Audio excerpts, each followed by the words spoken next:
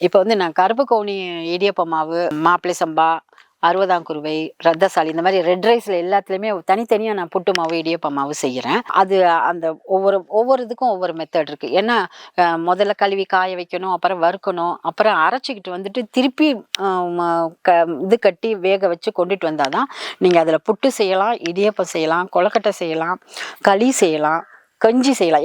எல்லா இதுவுமே மொத்தமா செய்யலாம்.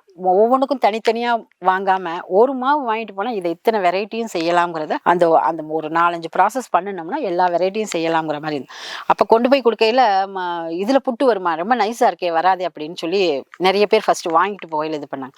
ஆனா, ஃபர்ஸ்ட் மந்த் வாங்கிட்டு போய் நல்லா இருக்குன்னு ஃபீட்பேக் குடுத்துட்டு, 100 கிராம், 200 கிராம் வாங்கிட்டு போனாங்க. இப்ப கேஜி கணக்குல என்கிட்ட வாங்குறாங்க.